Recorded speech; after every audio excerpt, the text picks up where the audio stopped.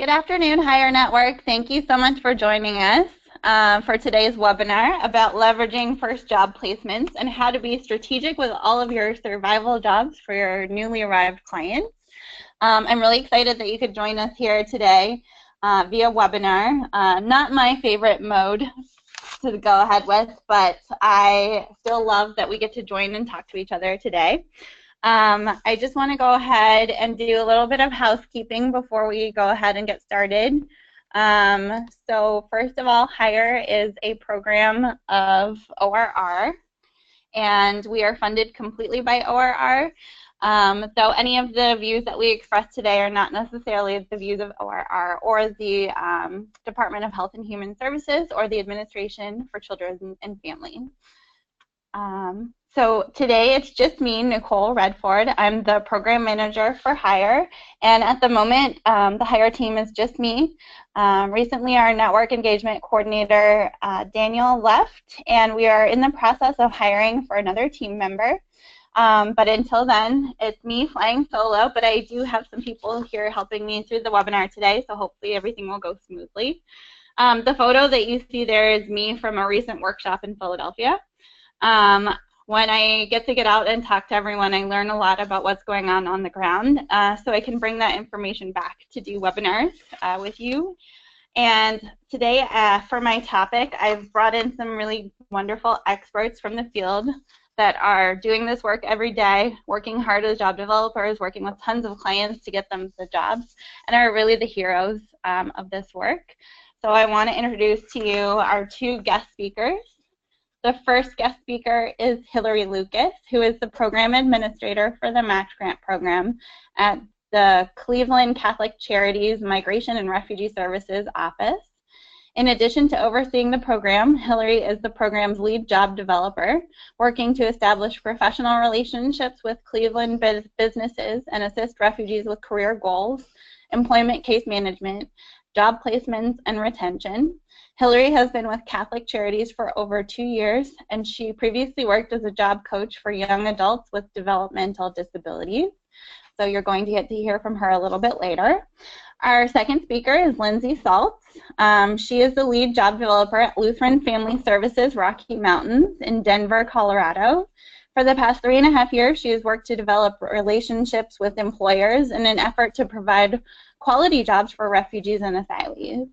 Lindsay is the lead job developer of a team at LSFRM, or Lutheran Family Services of the Rocky Mountains, to expand its employer portfolio and develop relationships with companies and organizations in many different industries, thereby addressing the unique needs of a caseload with very incredibly varied skill sets and experiences that refugees have brought with them to the country.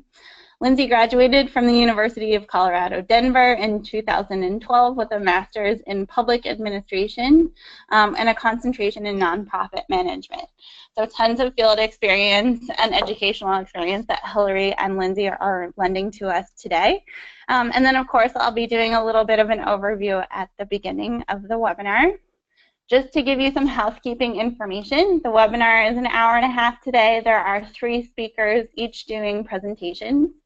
If you have any questions throughout the webinar, please feel free to type them into your chat or question box on your GoToWebinar side panel. The presentation will be recorded and it will be made available to you via email after the end of the presentation today. It'll also be put onto Hire's website under the Resources tab and under the Webinars tab under that. Along with that follow-up email, there'll be a follow-up survey that you'll receive. If you could please just take 60 seconds to complete the survey when you receive it in your inbox. It's very valuable information for us at Hire to make sure that we are addressing all of your educational needs for employment assistance in the field for refugees and immigrants. And of course, we will be taking all of your questions throughout the webinar, but at the very end, we will address those questions to the relevant panelists. So today's topic So today's topic is about really balancing the need for early employment with the importance of placing clients onto a career path and advancement. And this topic really became relevant, I think, in FY17 because there were fewer new arrivals and there was more of a chance to really work with clients that have been in the country for longer, really sit down and take the time to do career planning with our clients to make sure that we're addressing their short-term needs for employment on a path to self-sufficiency, but also acknowledging the experience that they bring with them into the country and mapping that out over their first 5 years in country, whether that's job development that you're doing on their behalf or if it's something that you can refer to them in their community. So our topic today is really relevant during this particular fiscal year, but also, sorry, just have a couple of things that we're dealing with over here, but the next thing that I want to do before we go ahead and start today's topic is really do a poll just to see what we have out there in the audience. So I have a wonderful assistant named Laura who will be launching a poll here, and it says, how many employers do you currently work with? So Laura, if you wouldn't mind launching the poll. If everyone can please go ahead and vote on the options. So the options available are how many employers are you currently working with, and by you I mean you and not your agency, and that's 1 to 10, 10 to 30, 30 to 70, 70 to 100. Or are you, in fact, working with over 100 different employers at the same time? So if most of you have voted at this time, we're going to go ahead and close the poll and share the results with you.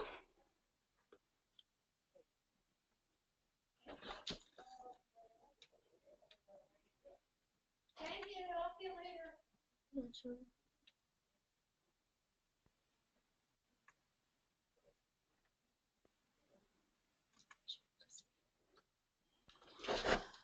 So it looks like in our poll results, the bulk of you are working with around 1 to 10 employers.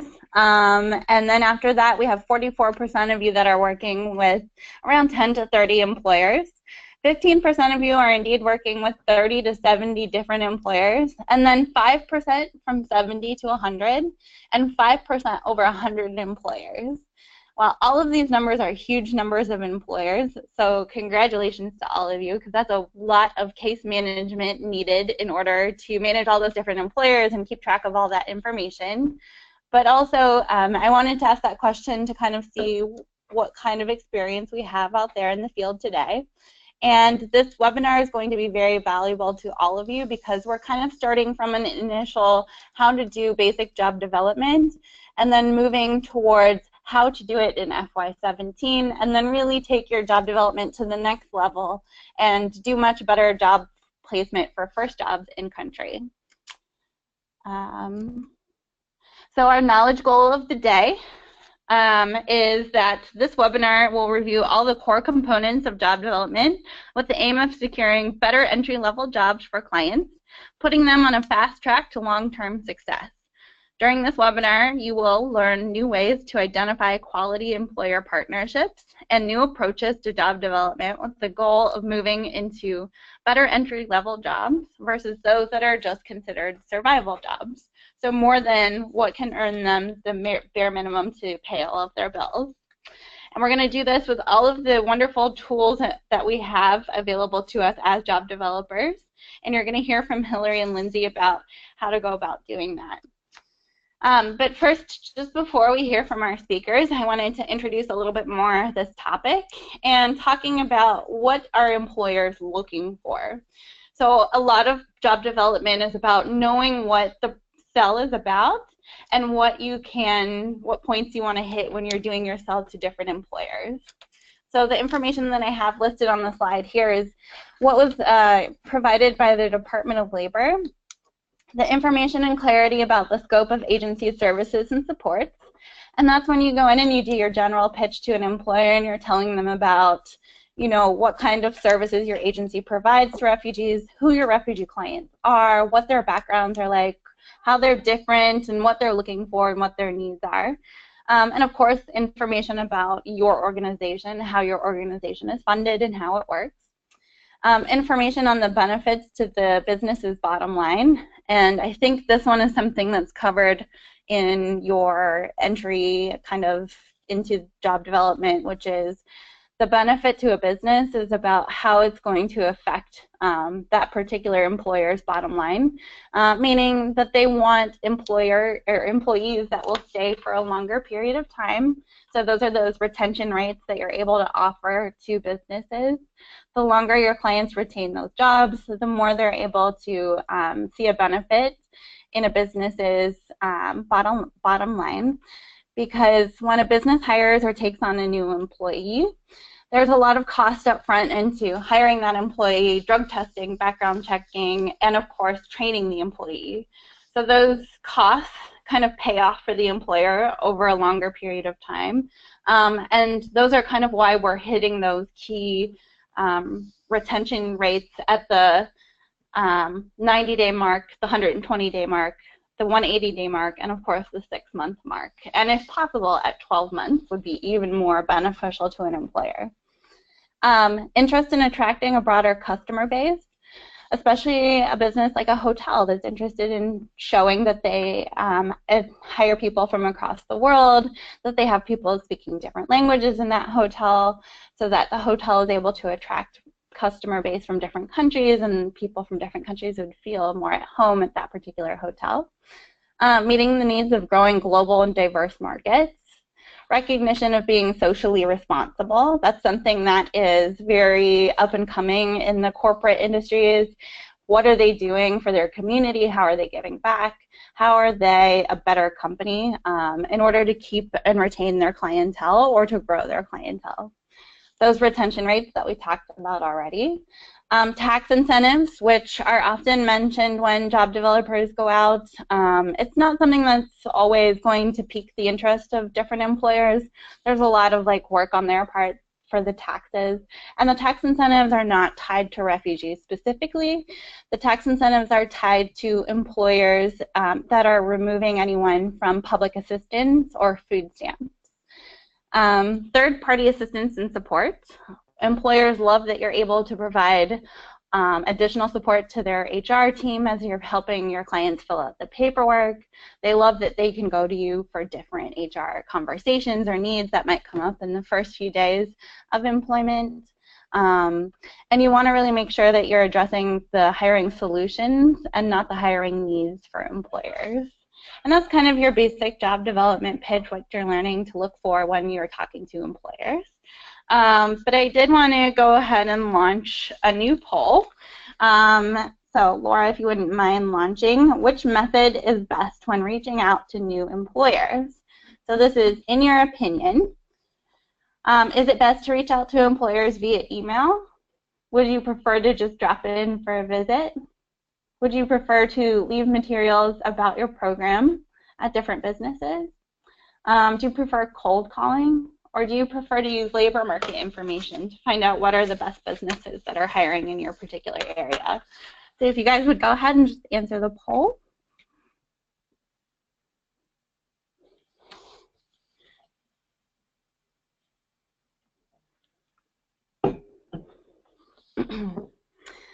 And this is, of course, catering to the needs of employers, and we're going to go ahead and talk a little bit about what job developers have to do on their day-to-day work to really make the sell to employers. And so it looks like most of you have answered the poll. Is that right, Laura? So we're going to go ahead and close the poll, and it looks like, according to the audience, that 26% of you prefer to contact employers via email. 47% prefer to drop in for a visit. Only 2% leaving materials with information about your company. 15% cold calling, and 10% labor market information. And what you guys have answered is all really correct, because there is really no wrong way to approach job development, especially when you have a particular strength in one of these areas. please feel free to pursue that. A lot of people say that cold calling is not the way for a job developer, but I've really gone out in the field and seen job developers that have done a great job just picking up the phone and being able to do a really wonderful elevator pitch to an employer. And what they're doing when they're cold calling is just trying to secure an in-person information session or an in-person interview with that particular employer. So if you have a wonderful phone voice, I guess, you can go ahead and reach out to those employers. But if you prefer to do it via email because you have a strength in writing or it helps you do things in the office at the same time, please go ahead and do that. I think job development is really for outgoing, wonderful people that have such a passion working for refugees. And whichever way that passion comes through you strongest, please feel free to pursue that. So we are going to go ahead and move on to now your role as a job developer and the fundamentals, as we like to call them here at Hire. So the first and most important thing is time management. And time management goes to the fact that there are so many duties that job developers are given. They are responsible for taking clients out on interviewing. They're responsible for securing and exploring new employer relationships. They're also responsible for following through with clients that have secured jobs, doing that follow-up, or providing some sort of assistance during the hiring process to an employer. Of course, professionalism. And what we mean by that is when you're thinking about all of the tools and tactics that you give to your refugee clients about interviewing, you want to try to apply those same principles to yourself. It's wonderful to dress the part of the business that you're going to be hanging out with. And so if you're going to a construction site, don't worry about showing up in a suit, but try to wear something that's much more comfortable for you there. Being professional, knowing exactly who you are, who your company is, and who your client is, having your pitch down pat. So practicing that ahead of time with your employment manager or with your resettlement director is a really great thing to do because they've been in the field, they know exactly, and they can help you. They might even be able to ask you some of those tough questions that often pop up from employers and how to handle those questions. And of course, I always like to say, when I was working as a job developer, I did the whole job in heels. So it's definitely something that you can do. And it's possible to go around town working really hard for your clients, but looking good for those employers as well. An employer-focused approach, when you go and visit employers, knowing a lot about their business, about their needs, about who they hire, and what their company culture is like. It's really important for you to anticipate any of the barriers that might pop up for your clients and for the employers themselves. For example, if you're going to a telemarketing company where people would be on the phone talking with customers all the time, you're not going to want to bring your clients who do not have any exposure to English language learning at that point in time. And of course, anticipating barriers on behalf of your client. Is this employer located completely far away from public transportation and they're not willing to offer any sort of transportation? Is it really far out? Is it like a meat packing plant that's outside of town and doesn't offer transportation? You probably need to mark those businesses off your list if they're not willing to give in to any sort of transportation incentives, because your clients aren't going to be able to access those jobs, especially your newly arrived clients, unless you're willing to really work with older clients and do the transportation ride shares with those clients that do have cars. Making successful matches with your employers and your clients, offering the best match possible, meaning listening to what exactly the employer needs, what are they wanting to look for. One time I was working with an employer who said, find me someone who has skills in the kitchen, knife skills, to be a prep cook, but also someone who's going to fit into our family style here at the restaurant. So someone who's willing to pitch in and help out with everyone else, someone who's going to have a wonderful attitude, be very positive, but also really want to hang out with their coworkers and do some picnics and picnic lunches that they did often at that particular location. Consistent follow-up and engagement with your employers, making sure that you're always following through, you're always calling in, even if there's not a client that's meeting a particular benchmark, that you're just giving any sort of information that you can, or just checking in with your employers to make sure that they feel like you're keeping in touch with them, that they're important to you. And if you don't particularly have any new clients to place with them at that point in time, consider ways to engage them in your employment programs like your job readiness classes, or have them come out and maybe talk to your job readiness class to impart their knowledge that they have, or if they want to volunteer with your particular clients at that point in time. What do employers want for advancing their employees? And this kind of goes back to, once they've hired someone, what are they looking for in an employee in order to advance them into a better position, or into a position that pays more money, or just to get a job upgrade at that particular employer? So employers are looking for clients who are going to have that same winning smile every day at work that they had during the interview. They're going to want communication between the client and the employer. Is there a problem going on? Is there something that the employer can do to help at that particular time? Any sort of coaching or support that you can give your clients ahead of time to train them about what a supervisor position would do, what would be needed in order to be successful in that particular job. Any sort of reduction of staff turnover, which would be great on their part, meaning they're not going to move someone into a job that's already looking for jobs in other fields, or is wanting to move out into a different area, is looking for jobs at that particular point in time. So does that client want to invest a further year or two at that particular employer? And then, any sort of performance appraisals and assessments that you can share with the employer. If your client has had some sort of performance appraisal by a supervisor, is that known to the employer? Has it been assessed by the employer?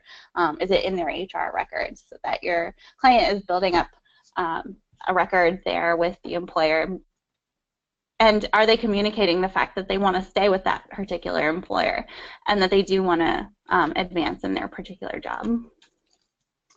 So what are some characteristics of good first jobs? And this leads into what Lindsay and Hillary will be talking about, so I won't say too much, but a better first job is something that's going to not just lead them to self-sufficiency. It's not just going to be accessible by transportation, which is a reliable form of transportation, but it's a more permanent job. It's a full-time job. It comes with benefits.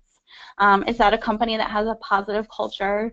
It really pulls on your client's skills. Is there something about this job that fits their previous skills in some way? Is there a possibility at that particular company for an advancement? So is that company known for promoting from within, or are they willing to move clients around from, say, an introductory dishwasher job into a front desk position at a hotel? Some of the strategies that you'll hear today are about finding good jobs with good pay and benefits, and how you would go about doing that. And we're going to give you links to some useful resources for labor market information, any top employer lists that you might encounter, and which employers are engaged in your community. So what employers are already known for giving back to your community. Finding career pathways, online labor market information, mainstream workforce development centers, and this is the WIOA information that we'll get into. What are community colleges doing? What kind of classes are full, and what are they training for? What kind of classes are community colleges really in response to employers at that particular time in your community? Also, finding accessible jobs. You want to work with employers that are on reliable public transportation lines, or they're close enough to a client's community where they can walk or bike to work. Partnering with companies in order to provide transportation, or arranging carpooling within particular refugee communities. There's even a couple examples of offices that are using Uber for Business, where clients would carpool and go together using Uber. There's some offices in, I believe, Tucson or Florida that are getting bikes donated to their clients, or cars donated to the clients themselves, and of course utilizing the carpooling as well. Diversifying your employer pool. And this is about working with more than the typical employers that you've done. So those of you that were working with 1 to 10 employers, it's about going beyond those 10. Even if the 10 are already hiring a bulk of your clients. I know there are some offices out there that only have to work with a couple employers because they're meat packing plants and they're able to hire 100 to 150 clients at a time. But if you don't have the diversity pool of employers in your area, then it's about really demanding more from the employers that you're already working with. So here are the resources that we wanted to give out to you. So the Bureau of Labor Statistics has a really wonderful site in each of your states, and they've said that they've been more than willing to work with anyone who wants to ask for additional information. So what kind of information would you want to receive about employers in your area? So BLS is already compiling this information, and they know which industries and what companies specifically are strongest in your particular area in this present time, and they also project into the future. They also list how many open jobs companies have, how many jobs they're projected to hire over the next couple years. But if you want more information from them, just let them know what more information, like do you want to know the percentage of full-time versus part-time employees at particular employers? Do you want to know the percentage of internal promotions at a particular employer in order to get more specific information at your local community area? And if you want to start at the BLS website, you can find your local communities or your state statistics. The WIOA state plans, this is a link from the Hire blog. We wrote a blog about the 2 particular areas in the state plans that I think are very relevant to each of your sites. And those would be the Workforce Innovation and Opportunities Act that the federal government put together to have all of the different agencies under the Department of Labor work together in order to provide any adult or youth that is unemployed or underemployed an opportunity to go to a one-stop shop center in each of your states and local communities. A lot of them are called like Maryland Works, for example. Some of them are just called American Job Centers in your local area, and they have a lot more funding than we do as refugee resettlement agencies. They are federally funded, and they're able to address the needs of all of your clients because they are now serving anyone who does not speak English as a first language. And so what we've done is we've highlighted where in your state these job centers are located and how to go about working with the job centers to get access to language lines. Goodwill Industries is a state-specific example here, but if you have a Goodwill Industries in your area, just go to their local site and they compile labor statistic information as well. And then Career One Stop, Workforce GPS, and the Department of Labor's Employment and Training Administration offers you a whole host of resources. And then ORR has put together some employment strategies for low-income adults on that page there. And when we send out the PowerPoint, you'll be able to click on all of these. So right now I would like to turn it over to one of our amazing speakers today who's going to be talking to you about how to be strategic with survival jobs. So Hillary, if you will take it away. Sure, thank you, Nicole. So good afternoon, everyone. Thank you for joining us. I'll try to move through the next slides fairly quickly, so if you have any questions, please make sure to ask them at the end. First, we'll talk about knowing your industry and knowing your employer. So this is more aimed at you as a business partner of the employer, not really working with the client just yet. So the first thing you want to do is you want to tour and meet with the hiring staff of whichever company or industry you're trying to get a foothold in. The important thing about the tour is you get a behind-the-scenes look at the company. So you're not just seeing the front of the house every day work towards the customer. You're going back where the break room's at. You're going to see inside of where each client is working and what those expectations are. You also then get to see how the other staff are working, the environment, and the attitude overall of the company. In these tours, don't be afraid to ask questions. Be very candid with your employer. You need to know things about turnover, promotion opportunities. Ask about the nitty-gritty of the daily tasks. Is it going to be hard labor? Is it going to be overtime? Are you going to get regular breaks? Those kind of questions. And while you're there, imagine if this job is something you could see yourself working. Because if you're not comfortable with the environment or the other staff, or it just doesn't feel like a good placement, your clients are going to feel the same way, and they're not going to work there either. Again, getting the details of the daily work. When you're on a tour, you're not just asking the questions, you're seeing it. You're getting a visual walkthrough of the location and the industry.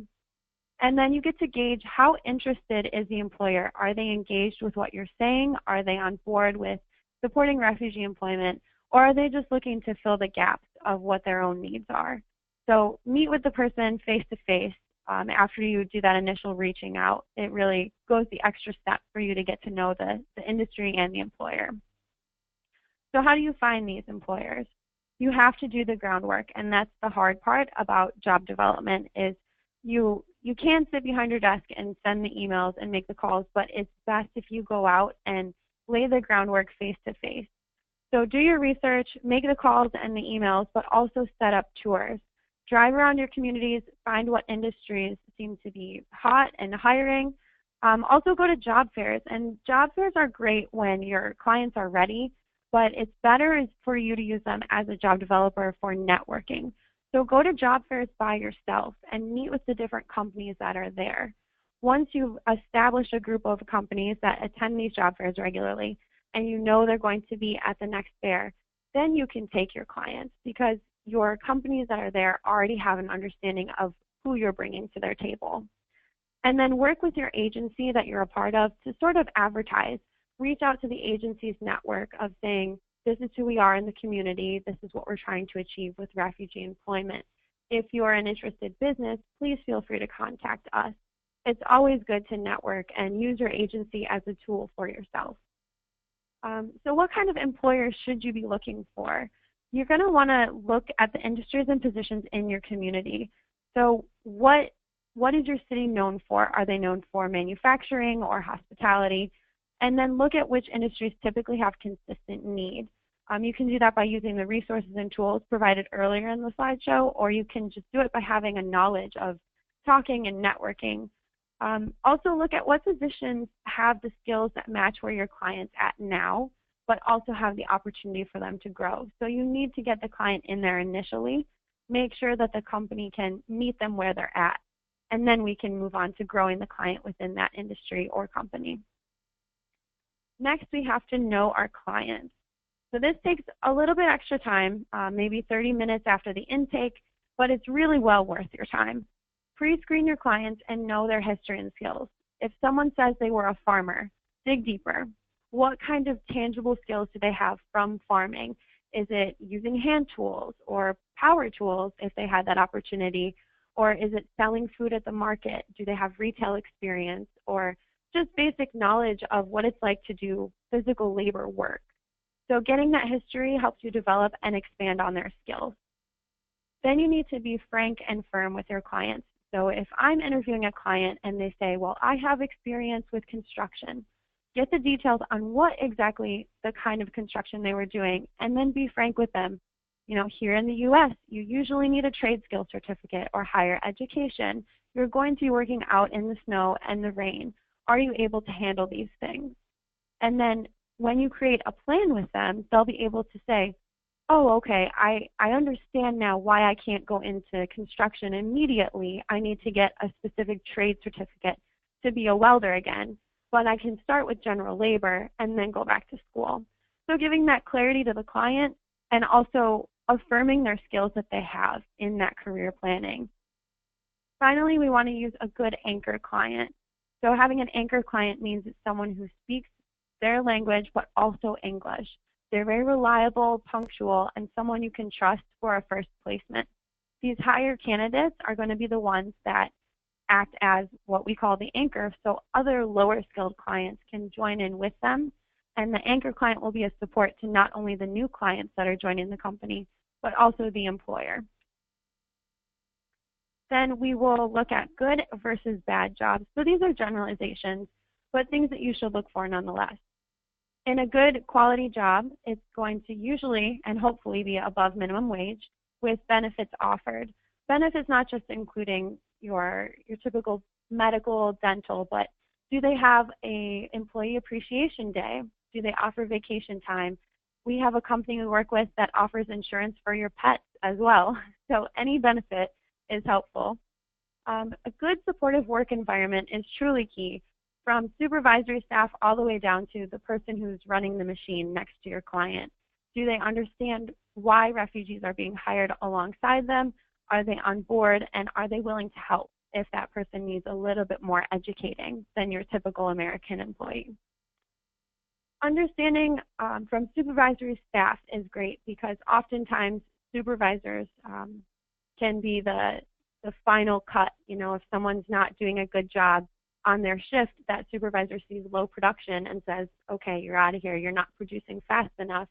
So work with the supervisory staff on site to explain what the individual's needs are, what their barriers might be, and then what their skills are that they can bring to the table above and beyond other candidates that they may have hired. And then the opportunity to develop skills to transition into new positions. This would be visually seeing position upgrades. So, for example, if a client is working in housekeeping in a hotel, they're working alongside a houseman, which would be a step up, and then maybe a bell person or a bell attendant, which would be a step up, and then they can see the people working at the front desk, and that can be their goal. And they're visually realizing their goal every day of improving their English and improving their skills to get to that higher level. And working in the industry that they are, they have the opportunity to do that, and with the support of staff, they'll be able to make those steps. Some sort of bad quality jobs would be a supervisor is just needing to fill the position fast, regardless for the client needs. They're just selfishly looking at, and rightly so, but selfishly looking at filling the gaps to move quickly and continue production. So they're not going to be as supportive of your clients. You also need to look at if, again, you don't want to work there, your client probably isn't either. So that's going to lead to higher turnover. Poor work environments, this includes both safety and poor work attitudes. So that tour will let you know, is this manufacturing site safe? Is the staff that's working at the hotel happy? Are they smiling and genuinely enthused about working, or is it the daily drudge? And also look for if there's no easy way to develop their skills. So if they're working in a position, this is the only one that they're going to have for the foreseeable future. It may be a good survival job, but when you're looking at quality jobs, you want to see that opportunity to grow, whether it's moving on to the next machine operation or moving up within the hotel or the industry where you're at. So I think that's it for me. Thank you, everyone, and I will definitely answer questions at the end of the presentation. Thank you so much, Hillary. That was such a great presentation. Before we move to our next presenter, I just want to say that we are moving now kind of out of that initial job development into the employer messaging and how you go about securing a better job. So what Lindsay's going to talk about is a little more along this lines, and then, of course, these are some questions, kind of thoughts for you to be thinking about if we don't, so that we can address them throughout the rest of this webinar. But we want to make sure that there are some adjustments that you can make in your messaging to employers that you work with or employers that you want to approach in the field to really get them excited about all of the skills and abilities that your clients bring to these particular jobs, making them excited about investing in refugee employees from the beginning. Of course, we want to help employers to think beyond the short-term labor solutions and cheap labor, kind of like Hillary just said. Yes, they have immediate needs. They want to fill these positions, but what can they actually gain in the long run with the retention rates and the skills that your clients can bring to those particular jobs? And about changing your pitch to address that longer-term labor solution for an employer. So getting them out of that immediate mindset.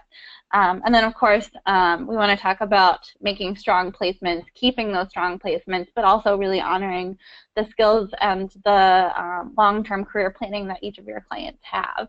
So keeping them in a particular industry with promotion that fits their skills or fits their want or monetary want in that particular job, or is it about moving them into courses or classes that fit better with their overall skills? And with that, I'm going to turn it over to Lindsay. And Lindsay, please take it away. Great, thank you, Nicole. Good afternoon, everybody. Thanks for coming. As Nicole said, my name is Lindsay Saltz. I'm the lead job developer at Lutheran Family Services, Rocky Mountains here in Denver, Colorado. Just to give you an idea of what our employment team looks like here, I think that'll help you kind of frame kind of my perspective on job development. I work with a team of 4 career counselors and 3 job developers, so I work very specifically in developing relationships with employers. I don't do a lot of work in career counseling. So a lot of what I'm going to present here today is just that, how we work with employers. So if you're doing both roles, just kind of see this as how you approach employers when you're wearing your job development hat, okay? So Hillary just talked about how to find quality first placements for clients, and now we're going to talk about how we approach messaging to the employer to develop career pathways for those clients. When we look at how we approach messaging to employers, the first thing we must do is take a look at who our contact with the company is. Oftentimes we communicate with the supervisor, which makes sense because typically that's the most direct path for job placement. And sometimes those are the best contacts for job upgrades, especially if there's room for growth in those departments. But for example, when working with a hotel, if you're only working with a housekeeping manager, you're eliminating opportunities for both first placements and job upgrades into their other departments. So to start, take a look at the structure of the organization. When you take someone in for an interview, does your contact always have to check with his or her supervisor before making a hiring decision? Or are you working with a company with multiple departments, and then do you have access to jobs in each of those departments? If not, who do you need to know to make that happen? Each organization is going to be different. Sometimes you'll need to contact each department supervisor directly, and other times access to the HR department will be best. You're just going to have to feel out kind of the difference with each of the companies. In order to reach those contacts, I've approached it a couple different ways. If you're working with the HR manager directly, it would be best to work with a supervisor. Try making those connections when you visit the company. As Hillary mentioned, you're going to do a tour of the company, so if you can meet with the hiring manager at that point, that'd be great. An interview is another good place to start that relationship because it'll give you face-to-face time with that direct supervisor who you may not have met yet. You may not have met them on the tour. And by following up with that supervisor regarding the decision about that particular interview, it then gives you a reason to reach out directly to that supervisor again so that you can start developing that relationship. Similarly, if you've been working with one particular supervisor directly, but there are more opportunities available through the HR department, a great time to make that connection would be then during orientation or new hire paperwork when you typically are sitting down with that HR manager. You can also ask the department supervisor directly if there are other areas of the company that could use help with staffing and how you go about assisting them as well. And finally, in addressing my question from earlier, if your contact always needs to consult with his or her supervisor before making a decision, it would be a good idea to develop a relationship then with that person. Not only does that facilitate and speed up the hiring process, but the person will likely have hiring power over other jobs in the company, and that would be a great person to reach out to when you're talking about upward mobility for your clients. To reach that person, to reach that supervisor, you should ask your existing contact for a sit-down with all 3 of you. I think it would be best to sit down with your existing contact and the supervisor because your existing contact already knows a little bit about the job and can kind of help you with the buy-in. But meeting with that supervisor will also help you develop buy-in with that person, and they're the ones that really make the hiring decision. So it will really help you start developing a plan for career pathways for your clients in that company and then past initial entry-level jobs. Okay, which brings me to my next point, which is setting expectations early through messaging and the needs analysis. For those of you who are not familiar with this particular model, the needs analysis is going to be that initial meeting that you set up with the employer to discuss the jobs for the company's hiring needs. Okay, it's common during the needs analysis for an employer to ask questions about your clients. They're going to ask about English abilities, work experience, things like that. And I think it's important from the beginning to make sure to say that your clients have a wide variety of skills and experiences. And if it's appropriate, give concrete examples. I think it's important to note that I'm not suggesting that you sell a particular client during the needs analysis. For those of you that have gone through the training, you know that the consultative model says that we should be selling the program and our services instead of a particular client. But it does paint a better picture of kind of who our clients are and what our client pool is if we give an idea of like the range of skills and experiences that our clients have. So for example, when you mention that your clients have a college degree, it helps an employer realize that you have educated and skilled people in your pool of potential applicants. It's also a good idea to talk about some of the training opportunities available to your client. For example, I always talk about our job club class. I talk about ESL classes when I'm in a needs analysis. It shows the employer that applicants are trying to better themselves and improve their skills to have opportunities for better jobs.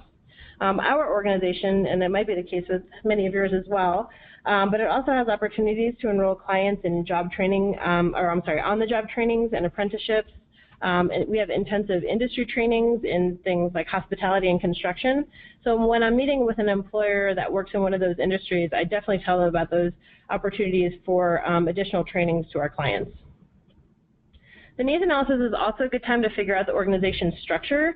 So as we just talked about, you can make sure you have the contact with the right person, but it also shows you what kind of upward mobility is available for your client. For example, is there a lead in each department that a client could be promoted into? What's the next step up from the entry-level position for an employee at this company? And on average, how long does it take for them to move into that position?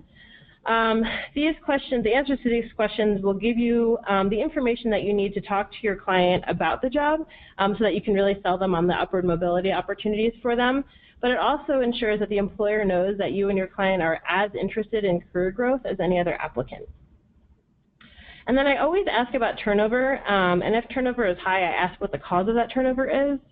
Typically, if you're told that if people leave for better jobs or they leave for better pay, that's a great time to talk to the employer about how to best help your client move into better positions within the company so that they stay rather than look for jobs for a different company. All right, so now that we've set expectations with the employer, so you've gotten a client hired in an entry-level position and it's time for follow-ups. There are 3 types of follow-ups that you can use. The first type of follow-up is administrative. This follow-up is strictly for us. The client really gets nothing out of it. We're asking if the client's still employed, what the pay rate is, if they're still in the same position, so that we can check off a box and submit a report. The second form of follow-up is about retention and problem solving. This is more of a reactionary follow-up, and it's probably the most common that job developers and career counselors will use. In this type of follow-up, we do our administrative work, so we figure out if the client's still employed, if they're still in the same position, if they still have the same pay rate. But we also check to see how things are going and if there are any problems. So with the employer, I always ask and let them know to follow up with me if anything comes up, and then I ask the client, if I follow up with the client, if there's anything that's coming up in the job that concerns them so that the problems can be addressed on either side. The goal of this type of follow-up is to keep the client in their job by addressing and fixing those problems early on that both the client or the employer are facing. And then finally, the third type of follow-up is for advancement and growth.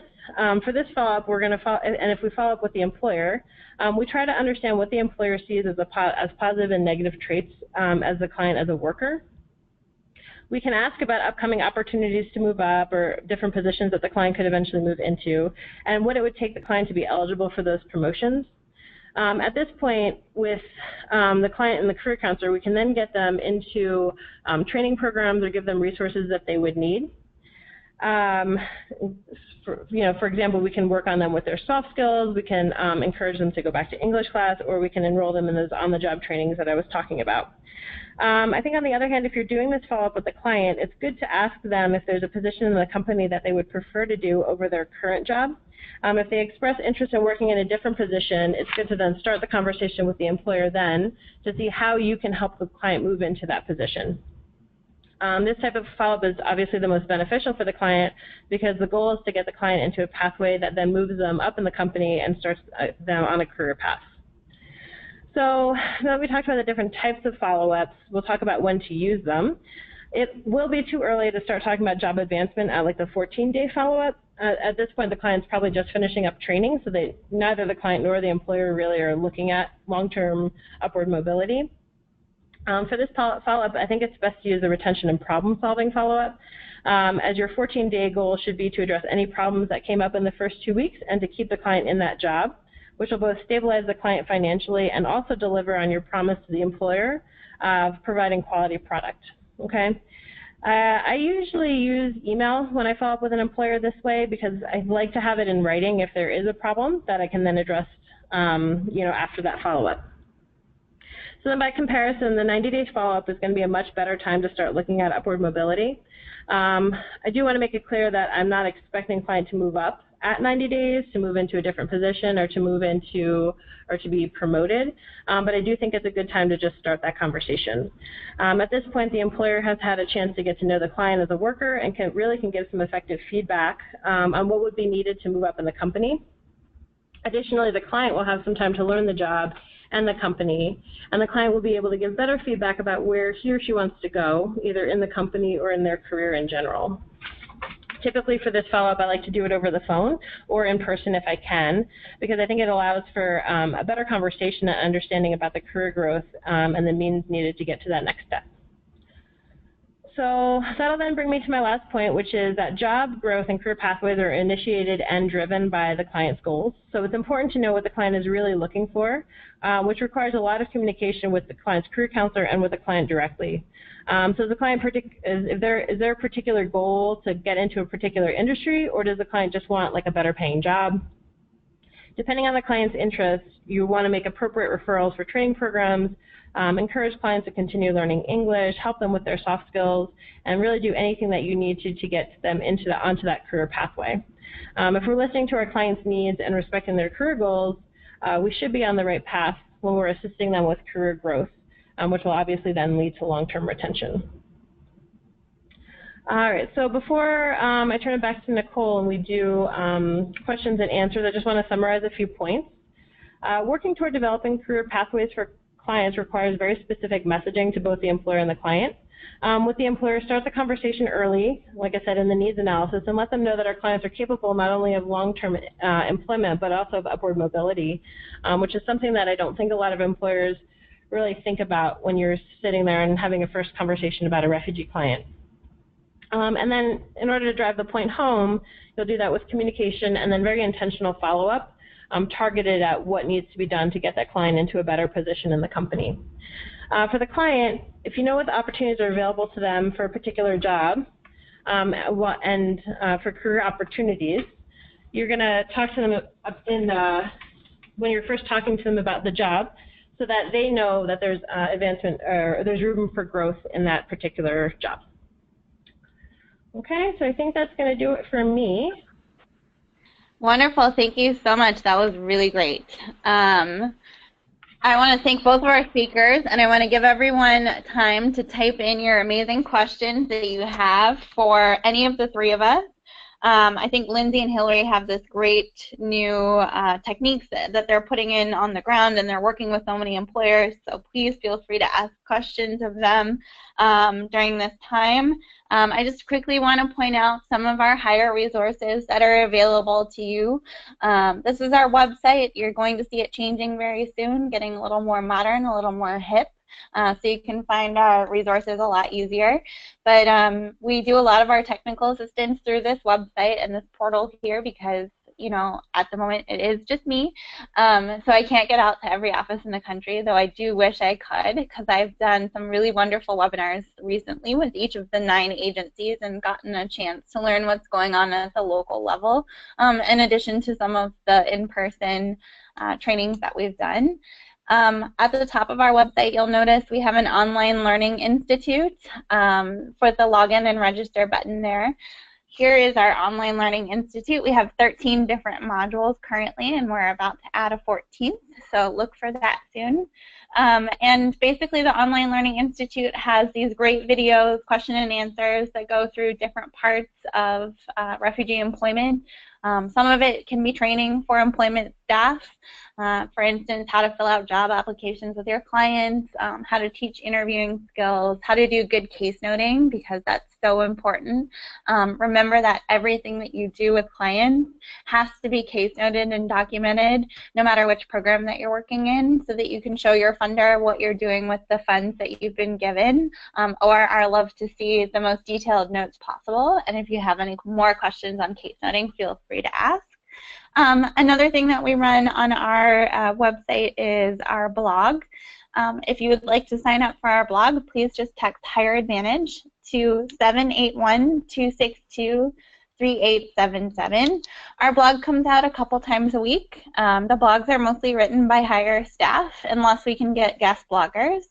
We've had a lot of interest recently in people wanting to guest blog for our website, which is wonderful because it widens the perspective on all the employment issues that we like to report on and write different informational tools on. The blog is available on the website, and then it will come to you via email if you text to that number there. It's a really great resource, and it comes out for case managers, for job developers, for employment managers, any sort of self-care that you might want to learn about as an employment staff member because you're working so hard all the time with tons of clients, and of course doing all the case noting and all the reporting that you have to do for the programs in the office as well. And so the blog and our online learning institute are the best ways really for you to stay in touch. Also, we have an e-newsletter if you prefer a condensed version of the blog, and you can sign up for that under our services tab on the website at the moment. And of course, we're always there to answer questions. If you have any sort of technical questions, please do write or call us. Our contact information I will give out to you at the end of the webinar today, and I hope that we can see you again on future webinars. We also will be doing hopefully a conference in 2018, but not unfortunately this year in FY17.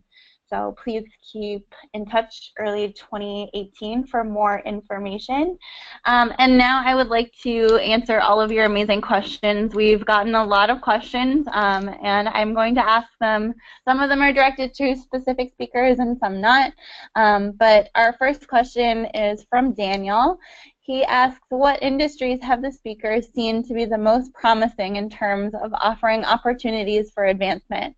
So Lindsay and Hillary in Cincinnati and Denver, what industries have been the most promising for you both in advancement for your clients?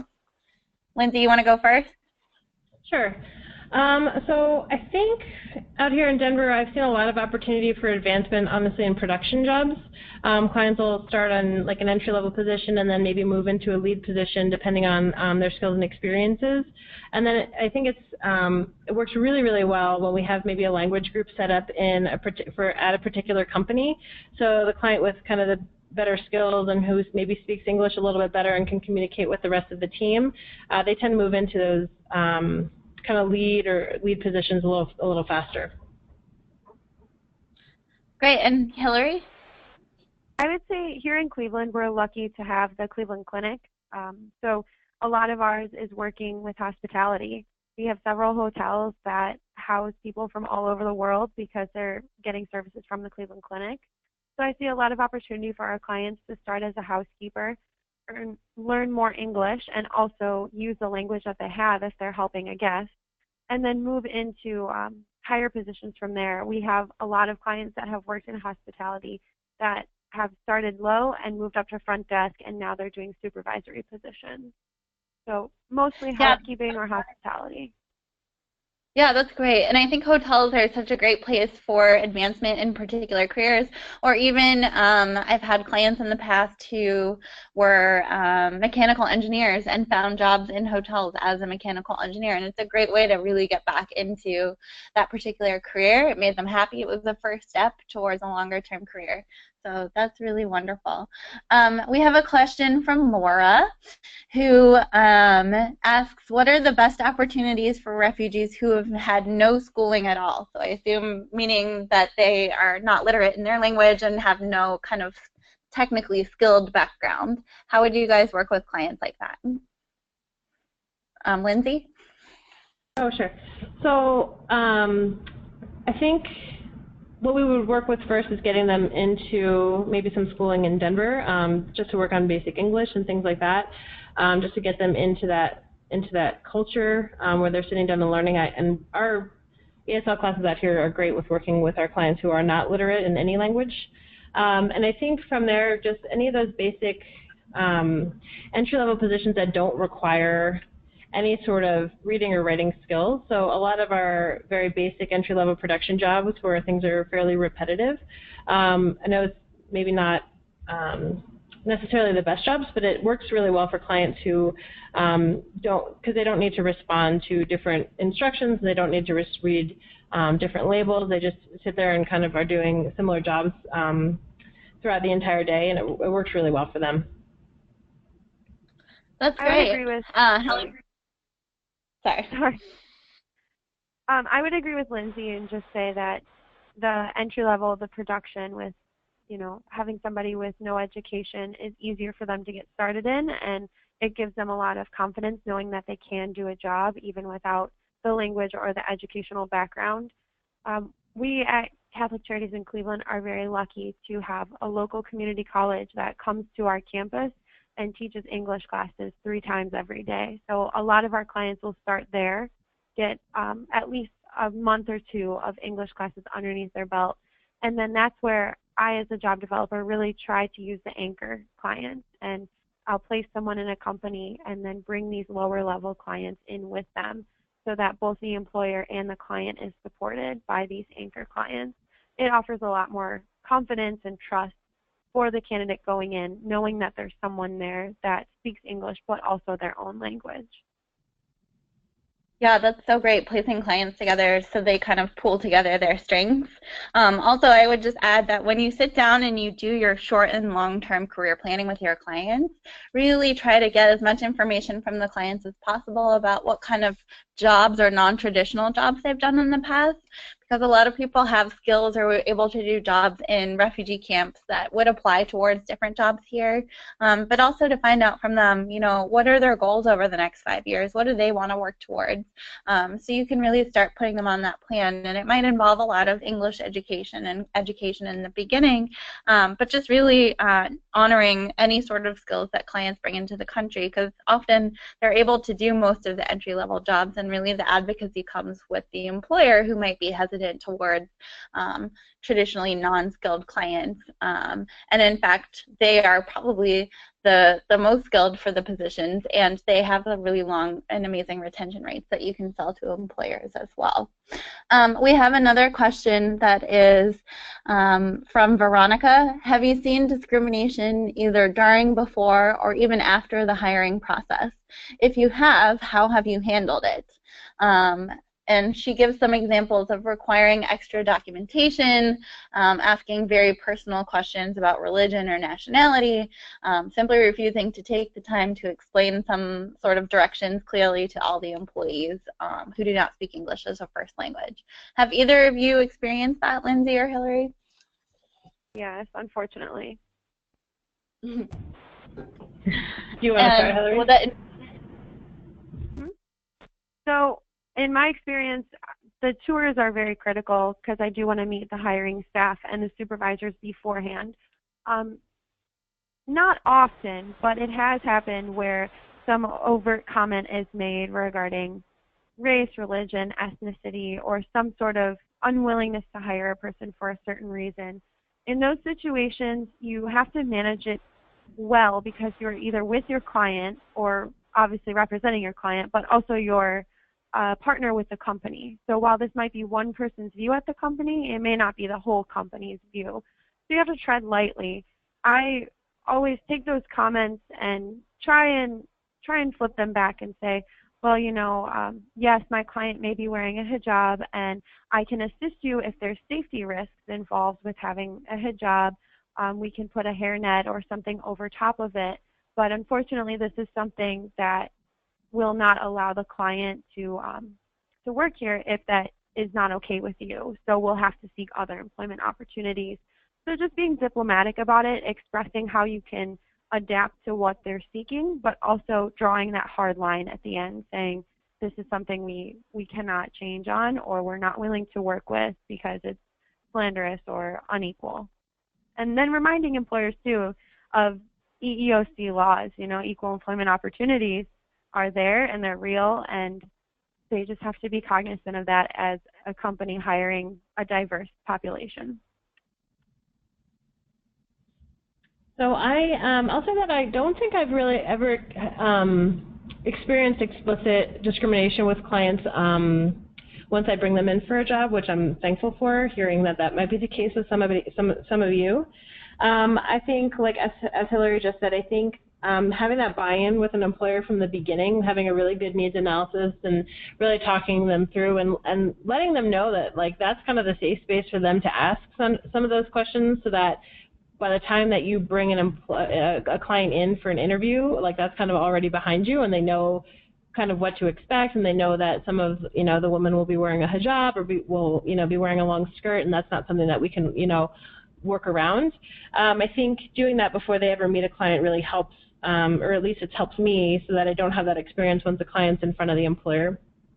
I have experienced, however, oftentimes employers asking for specific documents for an employee, and I kind of approach it in a couple different ways. First, if the client has the documents already, oftentimes they'll ask for, if they're presenting a state ID and a social security card, they'll also ask for a work ID, and I really it depends on the situation, but oftentimes I just, I let them present it as long as they have it.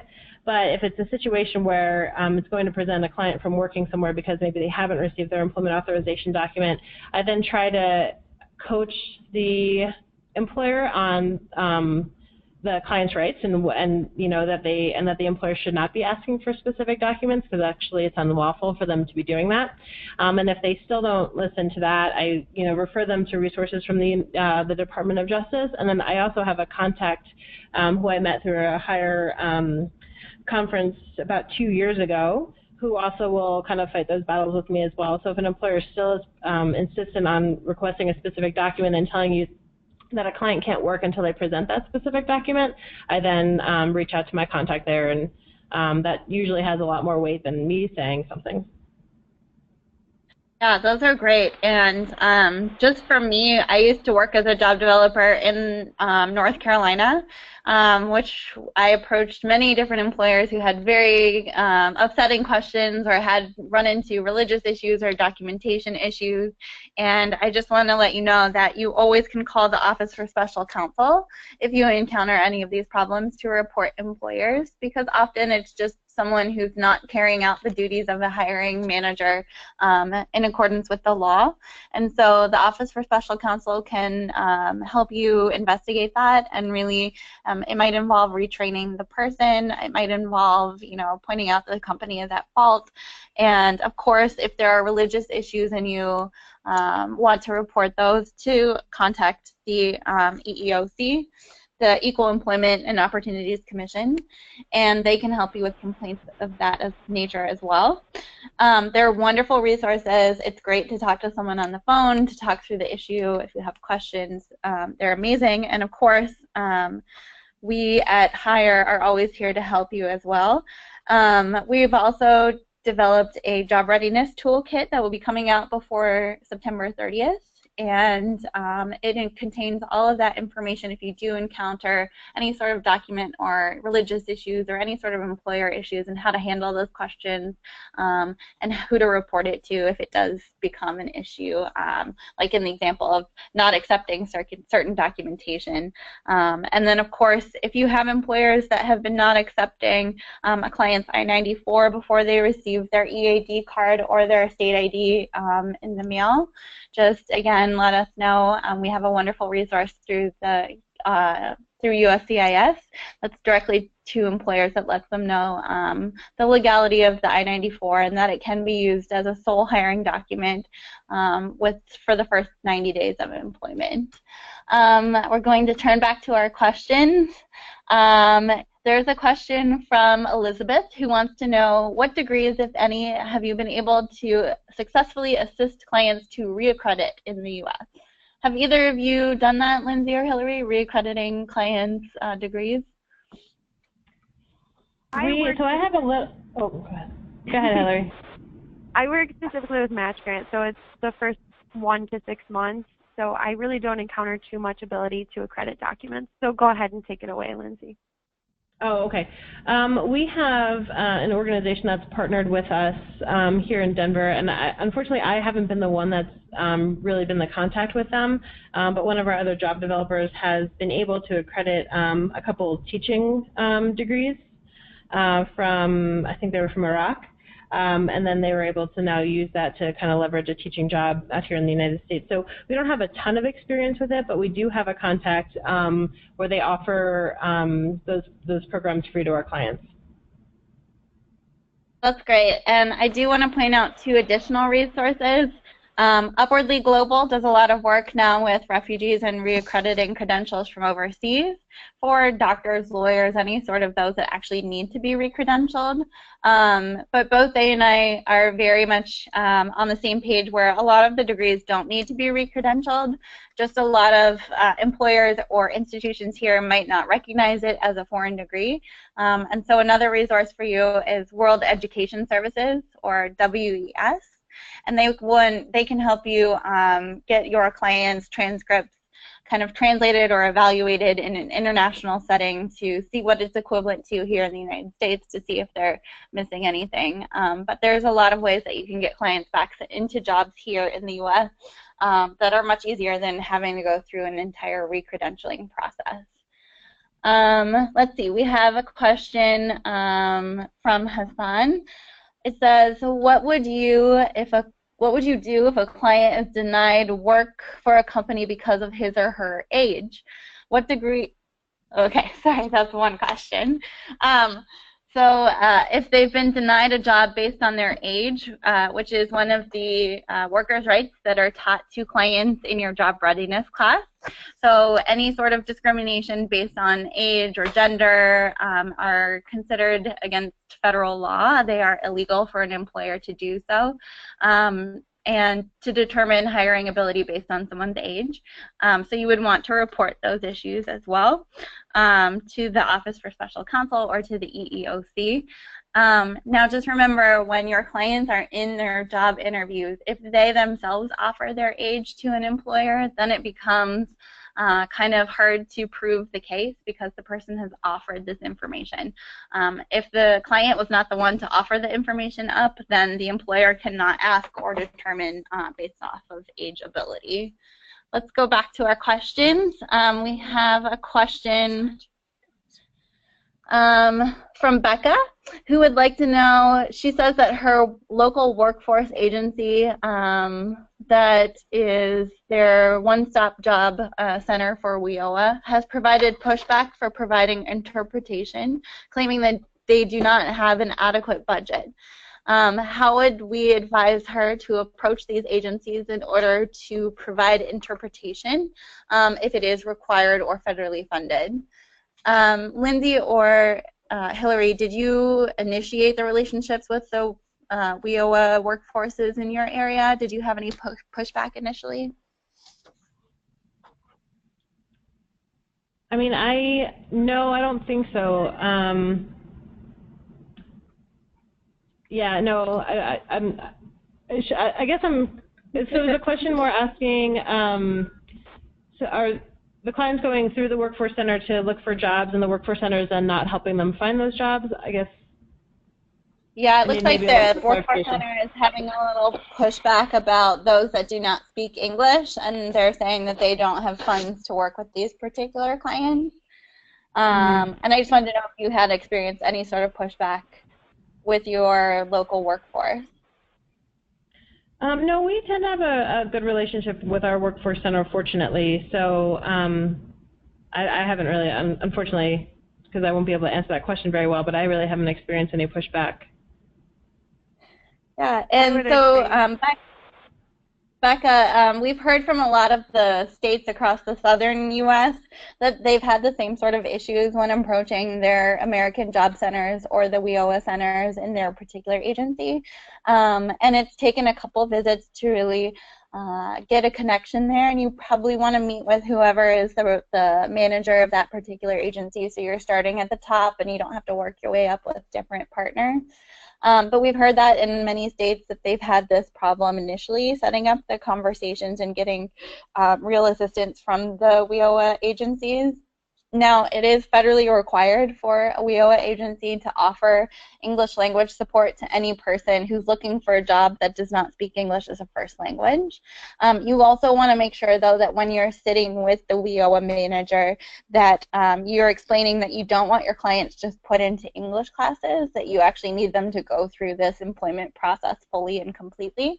And you can point out that federal law is now requiring these agencies to provide interpretation, and that because they are state agencies, they have access to whichever state language line the rest of the agencies in your state have access to. So whichever one at your local DSS uses, it would be the same sort of options that they would have at those offices. So if you have any of that information that you can bring in with you as well. It'll take a couple visits. You're going to want to go with your clients to make sure that they're getting the best possible services and that you're advocating with them. And fortunately, by the end of 2018, all of the WIOA agencies will have submitted these state plans, will have gone through an evaluation process with the federal government, and will have to be fully compliant with these new laws for English language learners. So hopefully that will get easy for you over time, but again, it does require that advocacy in the beginning. But I really hope that you and your agency stick to it, and maybe work with your state refugee coordinator, work with other offices in your particular area to work as a consortium to let them know that you have this huge population that would like to access these services, because the American Job Centers have so many benefits and so much more money that your clients have access to. Let's see, we have one more question. I wanted to know from Lindsay and Hillary, what role does client feedback play in your relationship with employers? Have you ever heard like really negative feedback that stopped you working with a particular employer, for example? Hillary, do you want to answer that first? Sure. So client feedback is definitely valuable.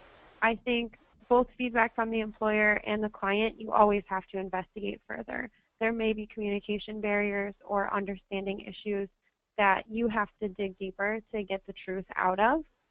We did, for example, have an issue with pay at one of our companies. There was a discrepancy between the posted schedule and then the hours that were reflected on the pay sheet, and overtime was being, I guess, wrongly distributed, so overtime hours weren't necessarily counting. So what we did was we spoke with the supervisor and we spoke with the company president and said, how can we change these? And they ultimately said that it was an issue with their payroll services, and they would reach out.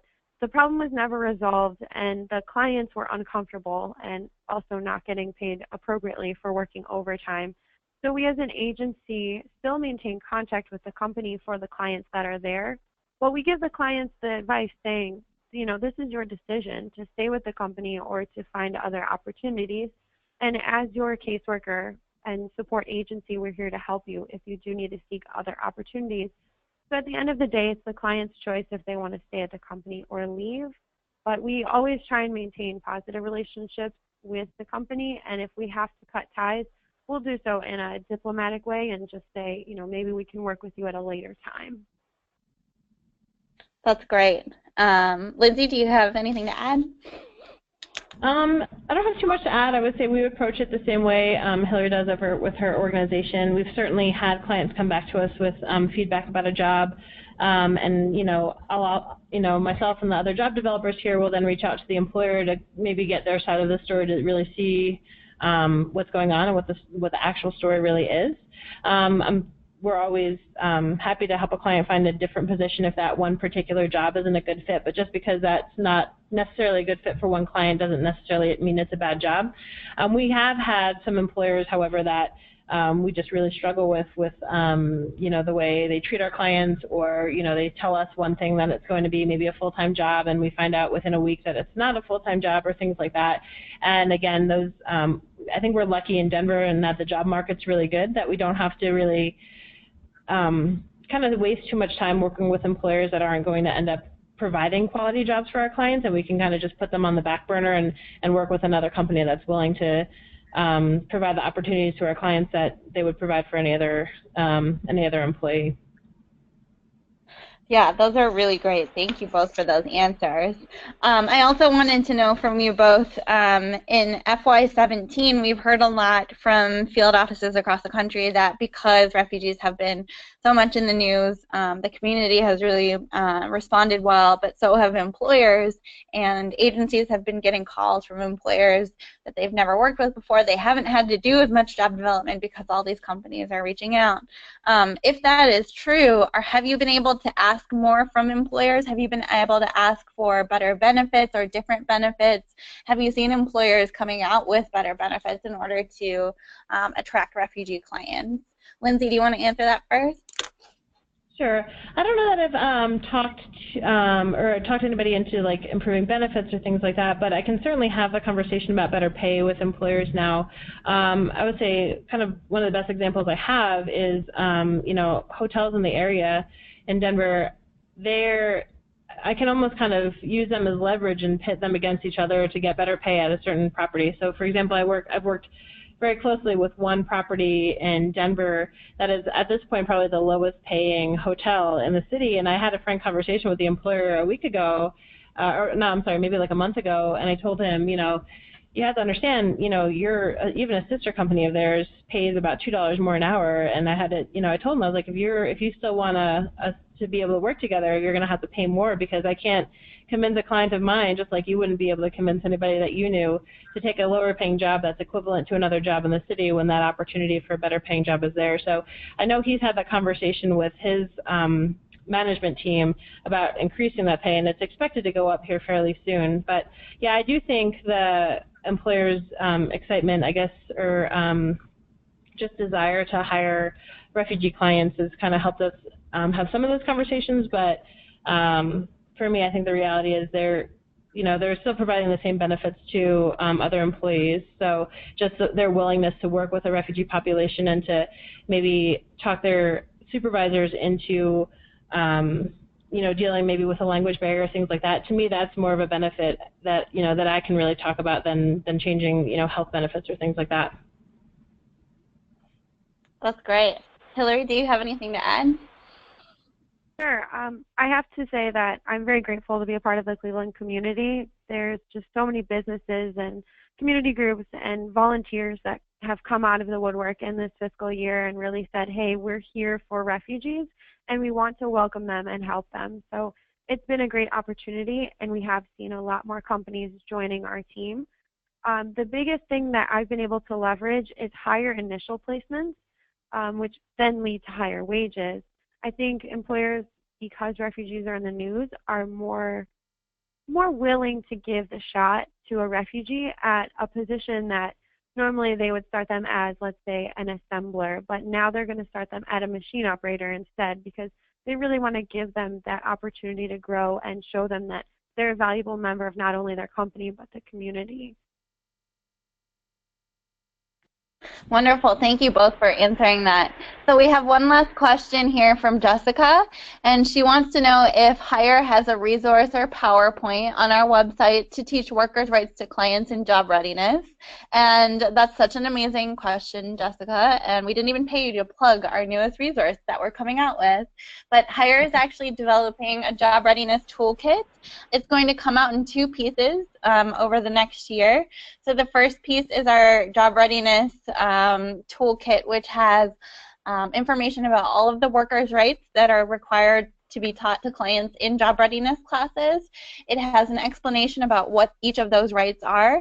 It has the contact information for who to contact if there's issues or problems with each of those workers' rights.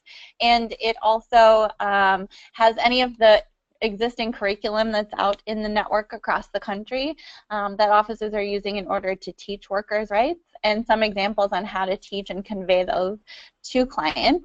And as I said, that will be coming out before the end of fiscal year 17, so you'll see it out before September 30th. We're going to do a huge launch to make sure that everyone has access to it. It's something that I was able to notice going across the country and speaking to different offices, that people have had to cut that role or cut back and don't have the resources in order to create an amazing job readiness curriculum. And so this is our first step. Then we're taking the next 12 months to work with educators and experts experts in the field, as well as our own input from Hire and from the federal government, to really pull together a complete curriculum for job readiness, of which one of the lessons will be solely dedicated to workers' rights, because I think that's something that's often left off because it's hard to teach those.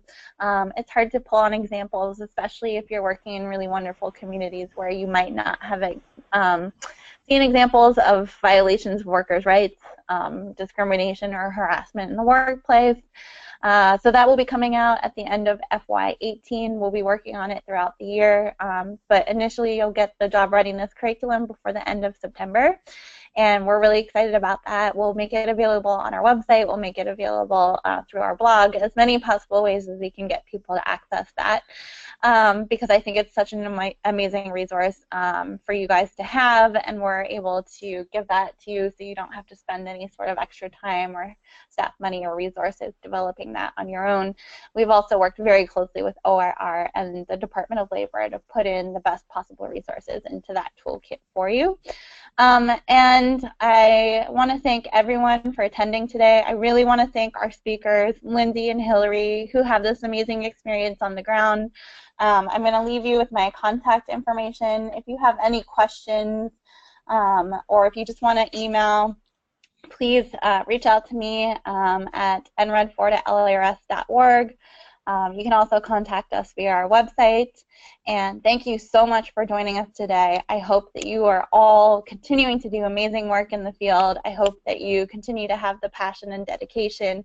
And I really thank you all for the amazing work that you're doing every day on behalf of refugees and immigrants. So thank you so much for joining us. Have a wonderful Wednesday and wonderful rest of the week. Thank you, guys.